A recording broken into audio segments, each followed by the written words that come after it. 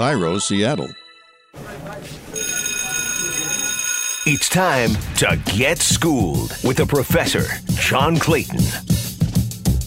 Welcome to Schooled with the Professor. Today's subject is injuries in the National Football League, and there's nobody, and I repeat, nobody on this planet better than David Chao to be able to talk about it, because, and this is one I'm going to strongly recommend, because if you don't do this, you'll pay a price, because, if you go on Twitter, and it's Pro Football Doc, because what David does is that as the games go on, he'll go back and look at the tape and see where an injury is. And David, what are you about, like 90%, 95% accurate on figuring out how bad the injury is if you get a good angle on it? Yeah, I can't be every patient because you don't always see good video, but 95% of the time over the last 3.5 years, we've documented it.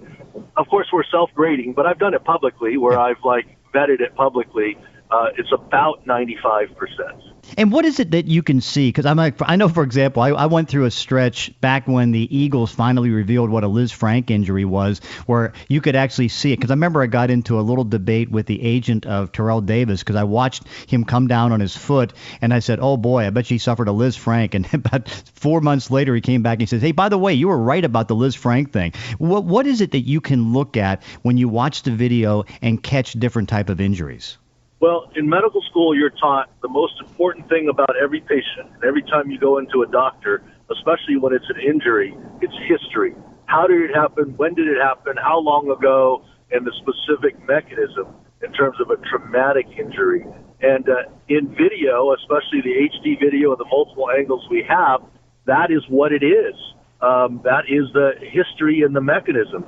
When I was a team doctor in the league, when I was a head team doctor and I would run onto the field, I would tell my assistants, look at the Jumbotron, and then when I come back over to the sideline, tell me what you see, because sometimes the player doesn't even know. They just said, my leg. Well, what happened? I don't know. I got rolled up on it. I'm not sure. Sometimes you can see some things. And then for 17 years when I was the head team physician, after seeing the player on the field, sideline, locker room, and then on Monday morning, injury check and an MRI, I would go upstairs to the film room with the head athletic trainer, and we'd go look at the injuries of the week. The video guy would pull them up for us, and I wasn't sure what I was trying to do other than just learn something more about how it happened or reverse engineer something or pick up a new clue. And that's happened to hold me in good stead in what I'm doing now, which I didn't even realize is something that I would do. But it is just video. It's never 100%, but it's an educated guess, I guess, in terms of what it is. And John, I've got a friend here in San Diego who designs golf clubs for TaylorMade. And he, even though he's a friend, he says, I can't believe that you can do this. How can you tell? And so what I told him is this: I'll bet you on the first tee box, you can see someone swing and not even look down the fairway, and it went 275 yards left rough for first cut. And he said, absolutely. And you can tell me that he's an 8 handicap. He goes, absolutely. And I said, well, I can't. So it's just what you know, I guess. No question about it. And of course, that's the great part, because on a Sunday afternoon, if you're watching all the games, to follow what you're able to do, particularly if your team has an injury, you'll get a pretty good idea how serious it is and how serious it isn't. And of course, what's also serious about it, you do some of this stuff on Sundays on Sirius. I know during the week you got Monday, Tuesday, and Fridays as far as doing injury updates. But during the games on Sunday, going on Sirius and listening on Sirius XM NFL radio, you can get an update on what's going on. But of course, you can also get it on your Twitter feed. Yeah, and actually I'm writing for the Union Tribune this year, San Diego Union Tribune. And so there's a whole website, profootballdoc.com, that gives you more than 140 characters of analysis. And we actually post those in-game, so the turnaround is usually within half an hour or so to get the article up. And it's never 100%. And John, I've told you this in person before, that I really appreciate your Twitter feed where you because there's too many games to watch. I can't know what all the injuries are. And so when you put it out there, I mean, it sort of helps me. And all I can say, John, is if you could put in the exact time and quarter of the injury, that would even be more helpful. That'll be good. And what's great on the website that you have, and we saw on the Union Tribune, is that, you go through the Friday injury report, see who's questionable, and then you give a percentage of how the teams are reporting it, and then who makes it and who doesn't. And of course, me been doing the injuries for so many years. I mean, what you usually see is like I think what was it like about maybe 14 or 15 to 20 of the questionables turned out not to play. But teams are getting better now as far as being honest on their reporting. It seems like. Yeah, and the reason why I started tracking that is last season was the first time you did not have the probable designation. And the idea, I think, from the league was that, 98% of the time these guys play anyway, so let's just get rid of it. But what happened last year was unique. Last year, in 2015, when there was probable designation, and questionables maybe were meant for the 50-50 player, about 55% of questionable players ended up being active in 2015. However, in 2016, with the probable designation, which is like 95+% going away, the questionable designation last year was an amalgamation of the two. It was around 75% of the players played. So basically, it seemed like most teams just put questionables and probables and lumped them together, raising the average from 55 to 75.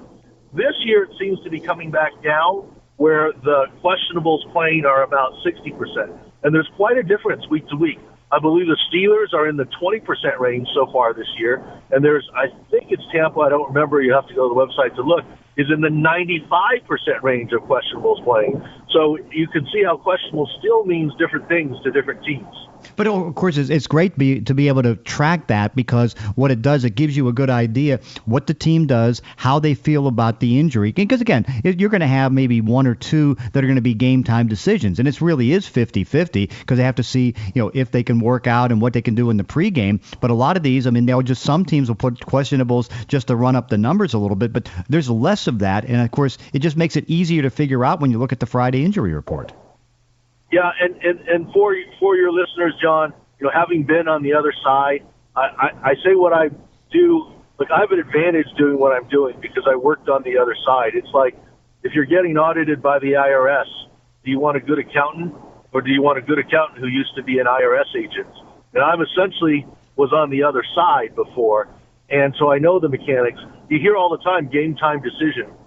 From my experience, there aren't very many truly game time decisions, as in the team and the player himself has no idea whether they're going to play or not play, and they're going to just wait and see.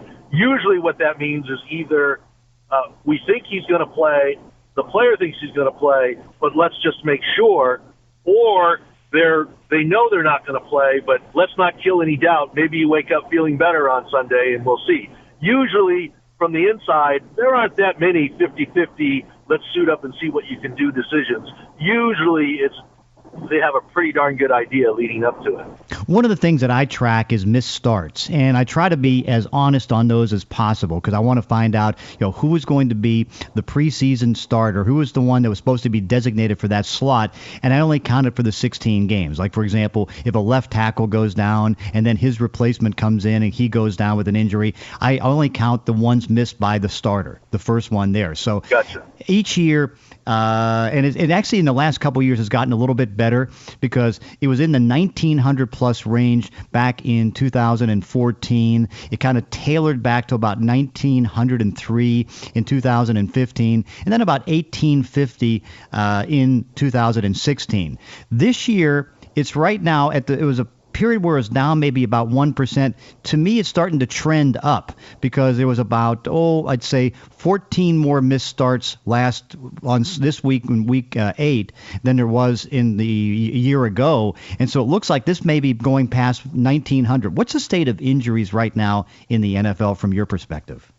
Well, there's no question that as players get bigger, faster, and stronger, there is more potential for injury given more forces.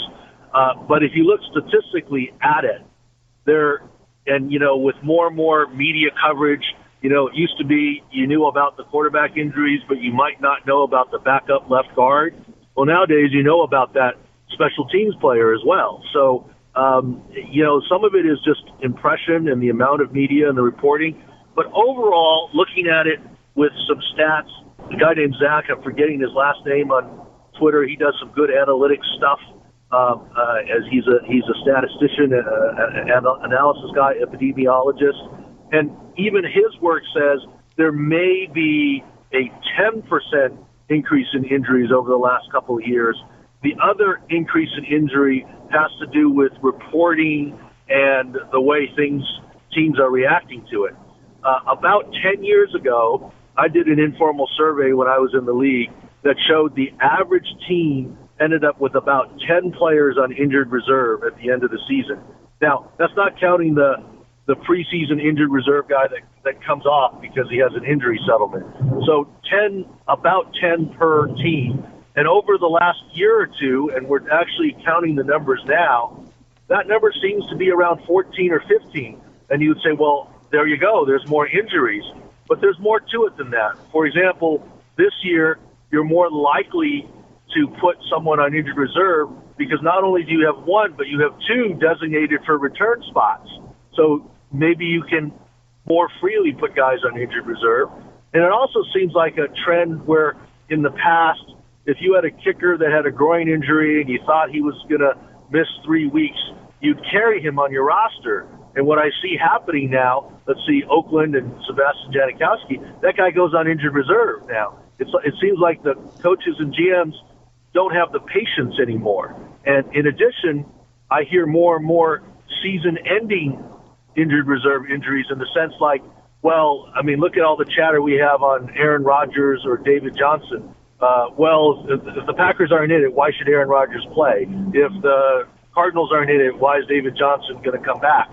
Kind of deal. And I think that enters into players' minds sometimes, and that may account for some of the increase in injured reserve time as well, or not losing starts as well.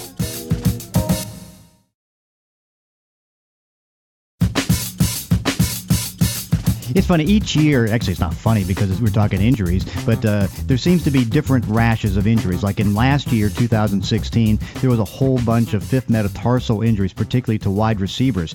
This year, particularly from the offseason through, a lot of torn labrums. So let's kind of get into some of the torn labrum stuff. You know, Andrew Luck right now is struggling to get back on the field, and you don't know if he's going to be able to play this year. He had his surgery in January. They've been kind of secretive about what all went into it.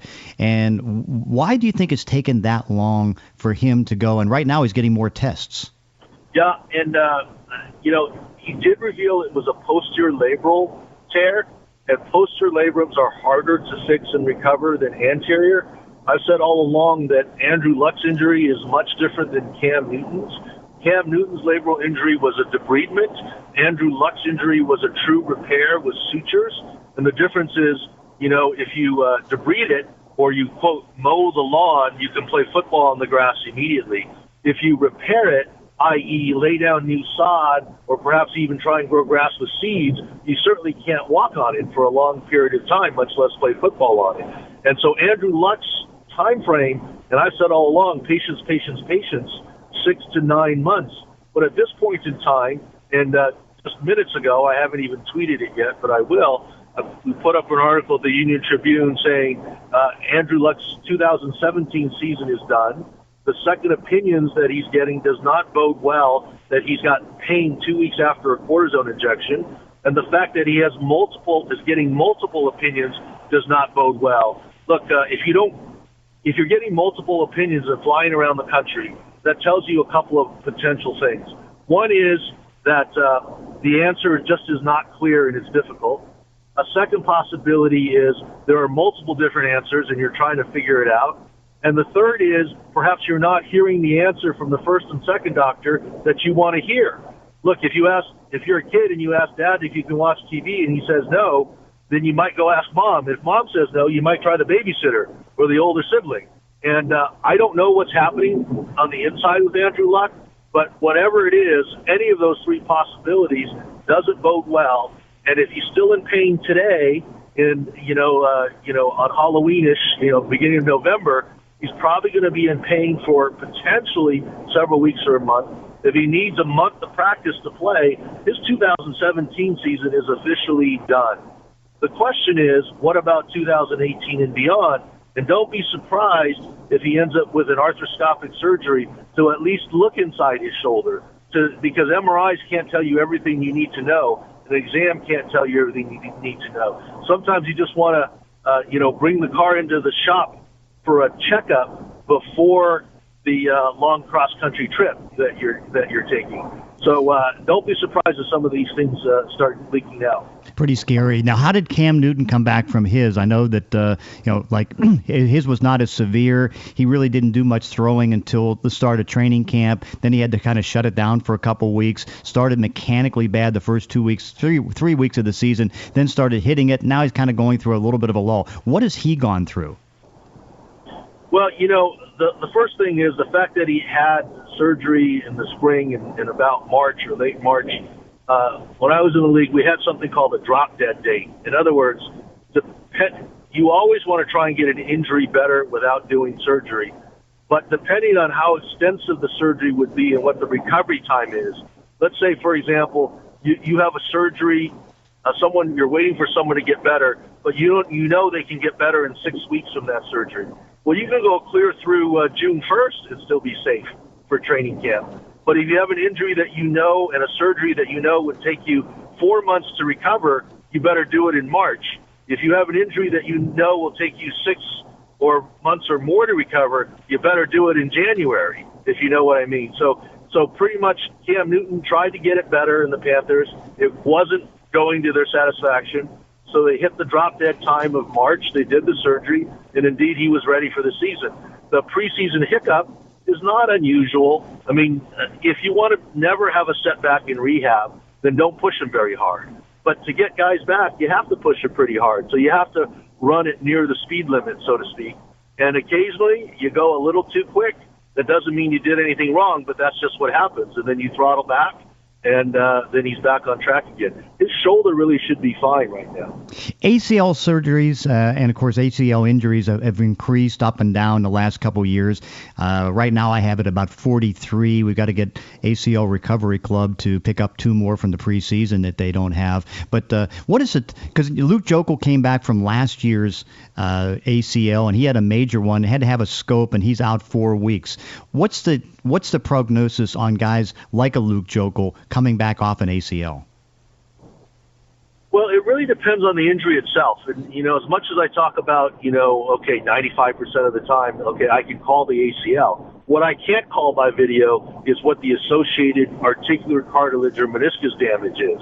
And just like all concussions are not the same, all hamstring injuries are not the same in severity, all ACL tears are not the same. Sure, the torn ligament is very similar, but is there MCL involved? Is there articular cartilage damage, which shows potential permanent long-term issues? Was there meniscus damage as well? I mean, saying someone has an ACL, saying you got rear-ended in a car accident, well, how bad was the damage? Is the frame bent? And that's what, gives some athletes an easier time of coming back from ACL tears because they're isolated and everything is straightforward. But, they never report it's an ACL and medial femoral condyle bone bruise and lateral femoral condyle articular cartilage injury. They don't say that. They just say ACL. So you think they're all the same across the board, but they're really not. And that's where some of the variation comes into play. David Chao, we can talk injuries all day, but I know you've got surgeries to do. I've got a lot of other things to do, but this has been great to do it. And, of course, anybody out there, you got to go Pro Football Doc on Twitter to get David Chao, also the San Diego Union Tribune. Great stuff. David, thank you so much for joining us. Hey, call me again anytime, John. And that does it for this week's podcast. In between episodes, you can follow me on Twitter at Clayton ESPN. If you enjoy these weekly one-on-one conversations, consider leaving a review on iTunes or wherever you're listening to the show. Thanks for listening. See you next time on Schooled with the Professor.